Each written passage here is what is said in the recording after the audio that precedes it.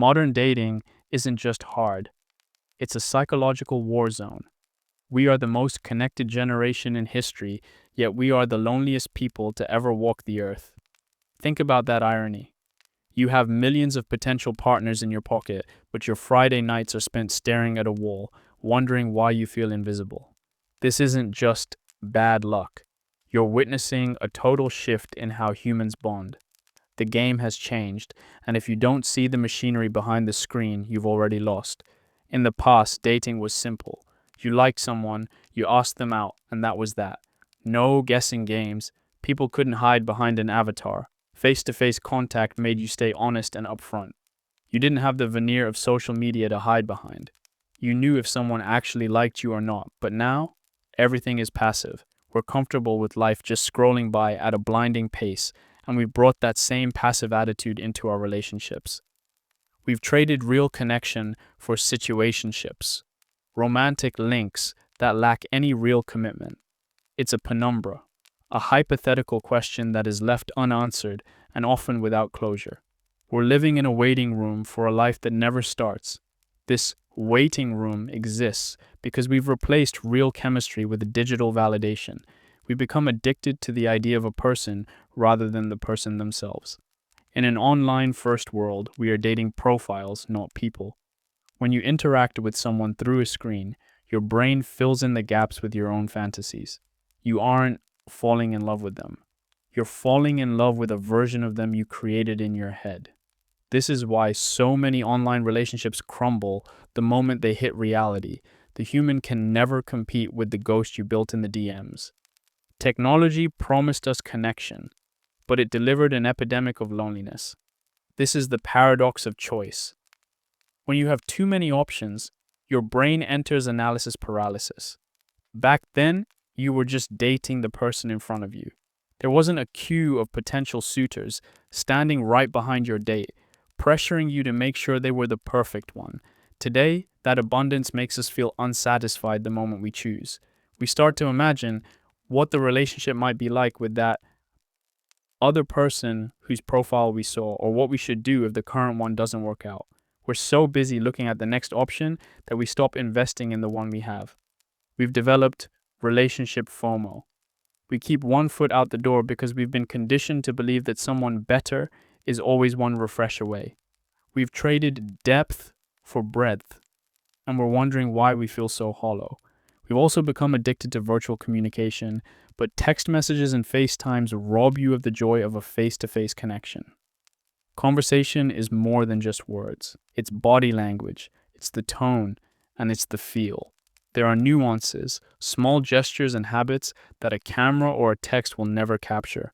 By reducing our face-to-face interaction, we're losing our essential social skills and creating a disconnect between who a person is in real life and their polished online persona. This disconnect is dangerous. Online, there is no social accountability. In the real world, if you're disrespectful or dishonest, there are consequences within your community. Online, you can simply block and delete. You can ghost someone and vanish into the digital void without ever having to face the pain you caused. This lack of consequence has turned us into emotional cowards. We have lost the ability to have difficult conversations, to apologize, or to grow through conflict. We just hit the eject button the moment things get real. Social media has given us the illusion of privacy, allowing us to project a version of who we wish we were. This disconnect has given our ego free rein. We care more about how we look to others than actually being ourselves. We seek approval through a digital lens, chasing media ideals instead of honest intimacy. This has given rise to hookup culture and greed in relationships. We don't look for partners to share a life with. We look for people to fulfill specific needs. A dopamine hit, an ego boost, or a one-night stand. It's no longer about a teammate, it's about self-sufficiency. We've become consumers of intimacy. We want the high of a new connection without the taxes of a real relationship. The sacrifice, the compromise, and the hard work. We want the benefits package without the contract. The ultimate sign of this shift is trauma dumping. In the digital age, we think it's okay to unload our deepest personal burdens on someone we've just met without their consent or consideration. We treat our dates like free emotional garbage cans. While it's hard to carry an emotional burden, that doesn't mean a stranger is in charge of it. We do this because the screen dehumanizes the person on the other side. We forget that there is a living, breathing soul receiving our darkness. We use people as digital mirrors to reflect our own pain back to us, hoping for a quick fix. We want the intimacy of a soulmate without the labor of building a foundation. We want the warmth of the fire without ever having to gather the wood. This is the dopamine trap. We are chasing the spark, that instant, electric feeling we see in movies. But in psychology, that spark is often just an anxiety spike. It's the thrill of the unknown, not the safety of a bond. Because we are addicted to the high, we find peace boring.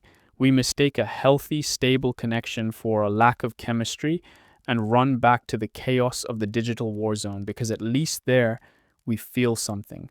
We are a generation that knows how to post, but we don't know how to stay. We know how to slide into DMs, but we don't know how to sit in silence.